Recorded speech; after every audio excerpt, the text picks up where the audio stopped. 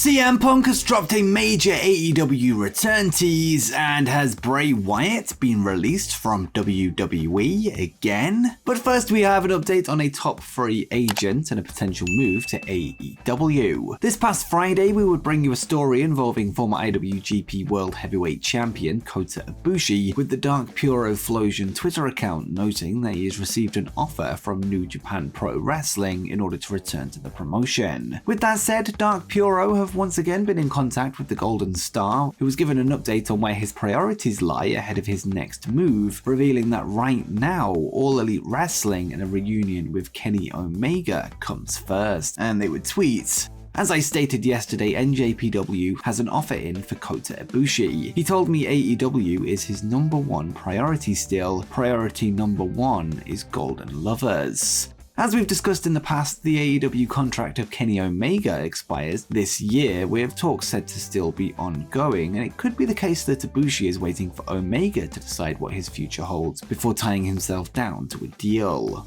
Earlier this year, news broke that WWE was up for sale, with multiple names being linked with the purchase. One of those that was said to be interested in buying the company was current AEW president Tony Khan and his father Shad, who were said to have been working with Warner Bros. Discovery over a potential partnership to seal the deal. However, the Endeavor Group would ultimately become the successful buyer, with plans in place for them to merge WWE with the UFC, creating a brand new entertainment company in the process. Tony Khan would recently appear on CBS Sports' The Maggie and Perloff Show, where he would give his thoughts on the sale of WWE, first confirming his previous interest in the acquisition, before revealing his thoughts on the Endeavor takeover and its impact on the business as a whole. And he would say, "I can't speak to that except to say that I was interested, and I think it'll be also very interesting to see what happens with that sale." On the sale being good for the industry, certainly in many ways, it's a big positive to the pro wrestling business, and I think the huge attendance numbers and TV and streaming numbers for pro wrestling and the great sales of AEW on pay-per-view and all the big merchandising numbers show that pro wrestling is really back as an industry in many major ways in 2023. And AEW is a big part of the conversation,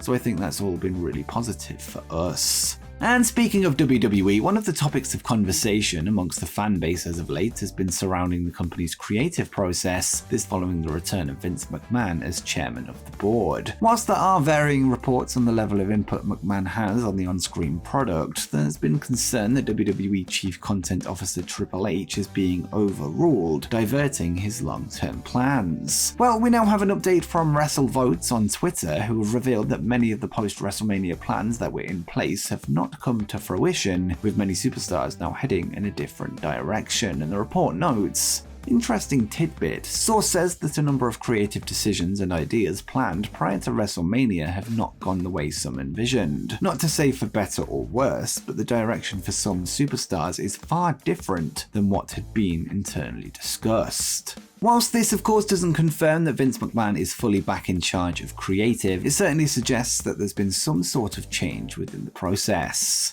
Tessa Blanchard is perhaps one of the most divisive names in wrestling today, with her undeniable talent being counterbalanced by some less than favourable allegations that were made against her in January 2020 that saw her all but blacklisted from joining any of the major promotions in the United States. Following the recent announcement that Blanchard is set to return to the ring for the first time this year, having signed a multi-match deal with XPW, she would speak with Mike Maguire this week, where she would reveal that she expects to be more active between the ropes. And Tessa would say, "First of all, I can't even express how thankful I am. The fans have been so accepting. Even today, the fans are chanting, 'Tessa, Tessa.' That always feels great, especially being away for so long. I always want a lot more. I feel I have unfinished business in wrestling. I'm 27 years old, and I do feel confident that I'm one of the best there is, and I can go with the best. I won't stop pushing for that, but I have other things going on too. I think it's important to have that balance of knowing who you are outside of the business, because the business isn't always going to be there for you, and it's very unforgiving. It will recycle people left and right. I do know who Tessa is without wrestling, which makes me more dangerous when I go back to wrestling."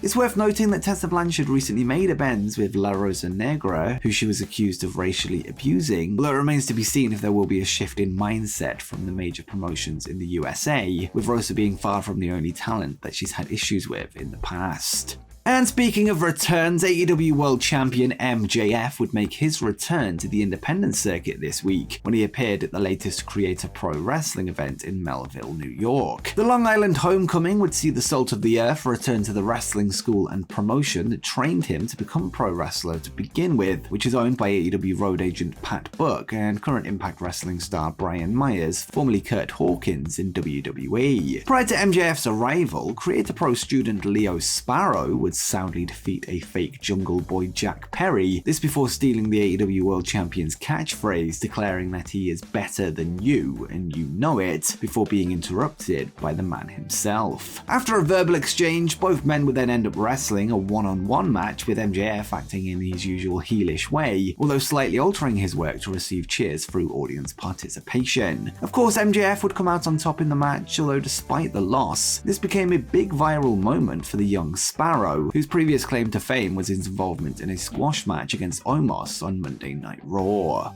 Next, we have a concerning update regarding WWE Hall of Famer superstar Billy Graham, real name Eldridge Wayne Coleman, who is currently battling for his life. Superstar's wife, Valerie Coleman, took to Facebook today to provide a somber update on her husband's condition, stating that he is currently on life support. Despite doctor recommendations, Valerie has refused to allow them to disconnect him, and she would write, "Please, urgent prayers needed for my husband. The doctors wanted to remove him from life support tonight. I refused. He's a fighter and his will is strong, even if his body isn't. God is our hope."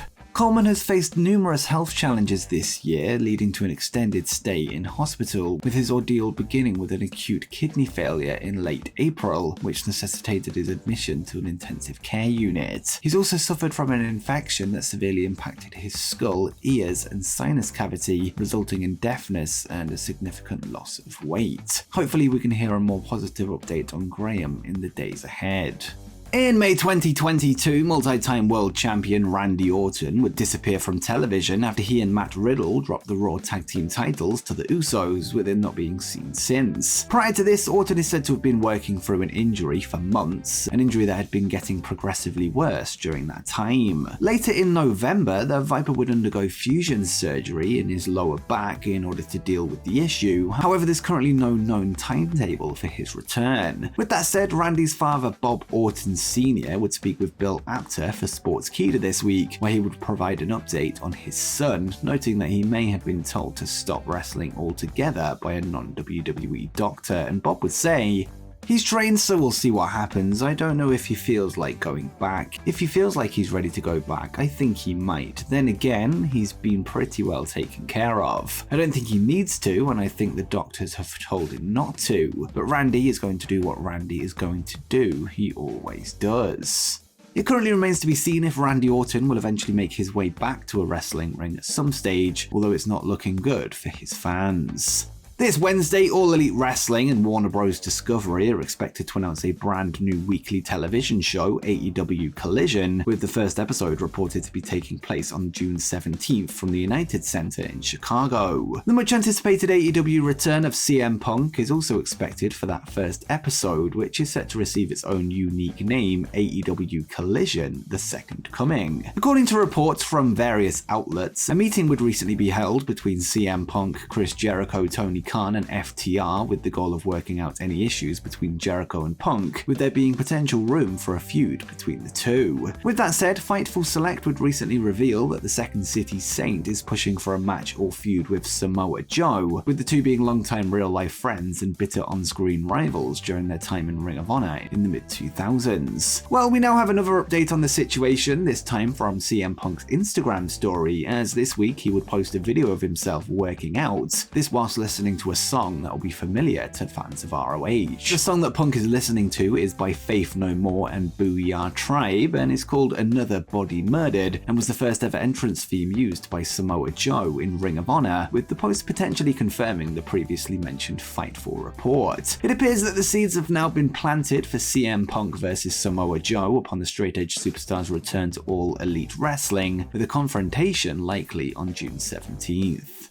At WrestleMania 39, a match between Bobby Lashley and Bray Wyatt was set to take place, although plans were swiftly scrapped due to a reported illness to the Eater of Worlds. Since February, the former WWE champion hasn't been seen on television at all, having not wrestled on TV since the Royal Rumble event in January. Well, according to a fresh report via PW Insider, Bray Wyatt is no longer listed on WWE's internal roster that includes those that are inactive or injured, with this leading to fan concern that he may have been let go from the company for the second time in 2 years. Wyatt was initially let go by WWE in July 2021 before finally returning to the promotion in October 2022, with him introducing a mysterious, still unanswered storyline involving Uncle Howdy, who is portrayed by his real-life brother, Bo Dallas. We now await further reports on Bray Wyatt's status, which hopefully arrive in the coming days.